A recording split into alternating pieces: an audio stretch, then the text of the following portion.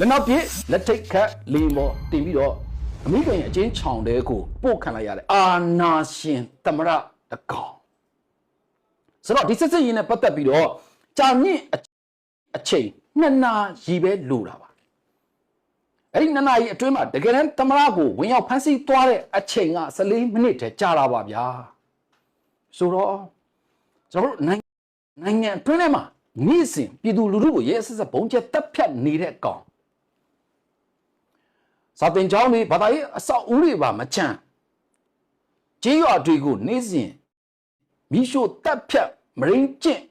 ပြီးတော့ကျွန်တော်နိုင်ငံအတွင်းထဲမှာရှိတဲ့တိုင်းရင်းသားတွေနဲ့ပြည်သူလူထုတရက်လုံးကိုမူရစ်ဆေးနဲ့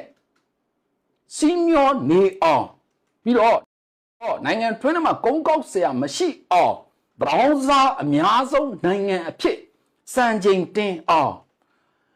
နိုင်ငံတကာမှာအစင်းရဲ့စုပ်ပြတ်ဆုံးမှာဆိုရဲကျွန်တော်တို့လူလူတရက်လုံးအခြေအနေဇိုးကိုကြောက်ရောက်သွားအောင်လုပ်ခဲ့တဲ့စစ်ရာဇဝတ်ကောင်လူမျိုးတုံးတပ်ဖြတ်ခဲ့တဲ့ကောင်ခေဆက်ပြည်သူကိုဒုက္ခပေးနေတဲ့ကောင်အရက်ကလေးပြီးညံရီပါမမိပဲနဲ့ကလိန်ကချစ်အမြဲတမ်းပြောတတ်တဲ့ဂျပူကောင်မင်းအောင်လှိုင်းဆိုရင်ကျွန်တော်ရဲ့မိသားစုဝင်နေအချိန်ဘယ်လောက်ရှိပါမလဲ10 မိနစ်လား2 မိနစ်လား3 မိနစ်လား4 မိနစ်လား5 မိနစ်လားကျွန်တော်ရဲ့မိသားစုဝင်နေဒီထဲမှာရှိတဲ့အတိုင်း app ပါကျွန်တော်ရဲ့ video comment မှာဖော်ပြခဲ့ပါဒါအာနာရှင်တွေရဲ့နောက်ဆုံးတော့တွားရမယ့်လမ်းဖြစ်ပါတယ်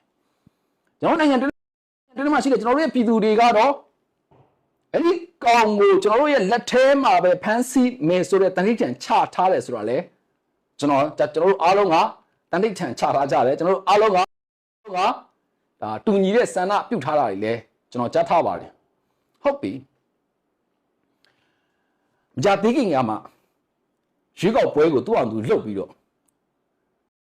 သူ့ကိုယ်သူတမရလို့ထကျင်ညာလိုက်တဲ့အာနာရှင်ဗင်နီဇွဲလားနိုင်ငံရဲ့သမရမာဒူရိုဟုတ်ပြီ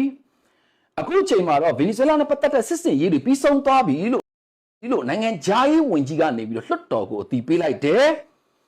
ပြီးတော့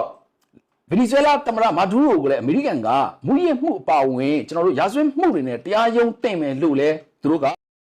ပြောဆိုထားပါတယ်ထပ်ပြီးတော့စစ်ဖြစ်စရာအကြောင်းမရှိတော့ဘူးတဲ့ပြီးတော့အရင်တလောကမှငင်းနိုဘယ်ဆုကိုရရှိထားတဲ့အတိုက်ခံခေါင်းဆောင်တွေကိုအာဏာလွှဲပြောင်းရယူပါလိမ့်မယ်လို့လည်းကျွန်တော်တို့ဆက်ပြီးတော့သတင်းတွေရရှိထားတာဖြစ်ပါတယ်သူတို့အခေါ်အစိုးရနော်အစိုးရတရက်ကိုအခုလိုမျိုးကျွန်တော်တို့ဖြုတ်ချဖို့အတွက်အခုလိုမျိုးဖမ်းဆီးဖို့အတွက်အချိန်2 နာရီပဲကြာတယ်တကယ်တမ်းဖမ်းဆီးလိုက်တဲ့အချိန်က14 မိနစ်တည်းကြာတယ်ကျွန်တော်တို့အမေရိကန်ရဲ့ဒါတိုက်လေရှင်တွေ